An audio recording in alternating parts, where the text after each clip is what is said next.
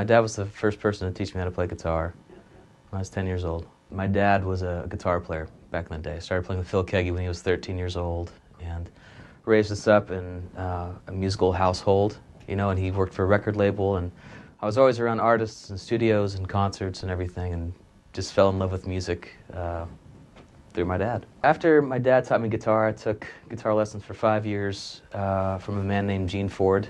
So I would bring in CDs, and every week he would teach me how to play Hendrix or Stevie Ray Vaughan or Jeff Buckley or Nirvana or Smashing Pumpkins, you know, and he helped me fall in love with guitar because I was learning how to play songs and not just learning how to shred. My philosophy to coming up with parts in a recording session comes from just looking at music and a song as a whole picture, and not necessarily as just the instrumentalist. And so I like to listen to the drums and the bass and the rhythm guitar parts. I prefer songwriting. I prefer the guitar as an instrument within the context of a band. I feel like every part is meant to serve a purpose.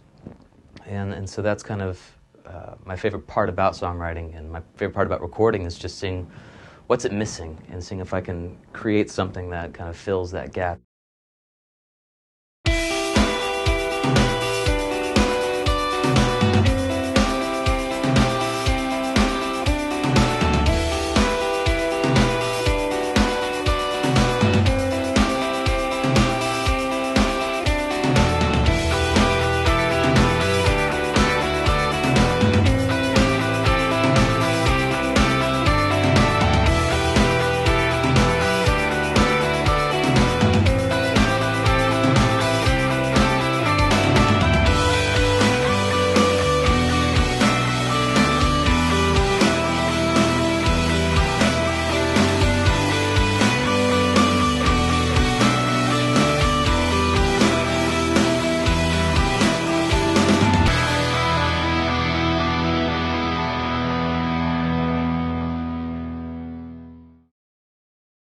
I got into playing music professionally when I was 17 years old. My brother actually talked to an artist about me, and he gave me a shot as a 17-year-old. You know, so I did my first tour as a senior in high school, and really fell in love with touring. Really fell in love with playing music on the road. And from there, just kind of a snowball effect happened, where I started just playing with more and more artists and playing on records, and kind of dove straight into being a road musician. I discovered Hagstrom Guitars when I was probably around 12 years old, and I saw a video of Pat Smear playing, and he just had this wild-looking guitar. It was kind of an SG-ish shape, and it looked amazing. It sounded really aggressive and volatile, and I just loved it. And I asked my dad. He said, it's a Hagstrom. It's a Swedish company. And I just have that image stuck in my head. I had that guitar stuck in my head and thought all the switches were rad, and it was just this really quirky, awesome-looking guitar. And I'd actually never been able to play one before. After this last Paramore record came out, they actually used a ton of semi-hollow bodies on the record. And I was like, I need to get a semi-hollow body. So I got a Viking at Guitar Center, and it instantly became my favorite guitar. It felt like home immediately. And the tone was perfect. It was also aggressive, but it was warm, and it had everything I was looking for, and it was different from everything else that I had had. And it became my #1 guitar for touring, and I just fell in love with the company, and I'm really, really excited to be playing these guitars now. And it all just came from a chance, taking a chance on a guitar, and it's the best chance I've ever taken.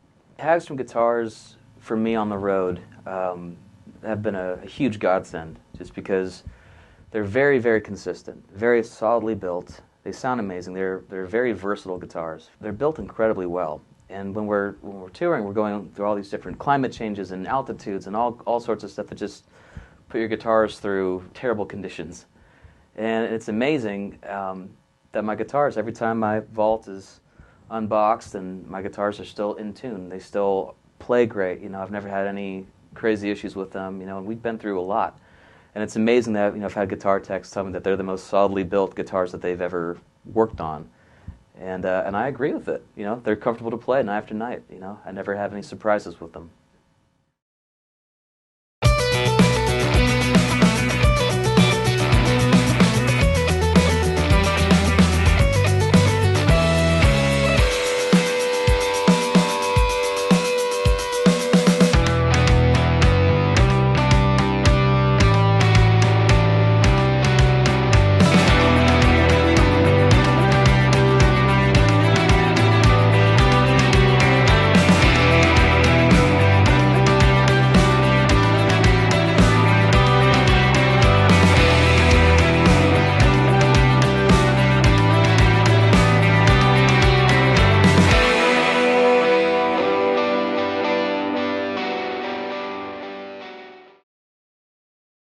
advice I'd give to a young guitarist would be fall in love with the music, fall in love with your position in the band.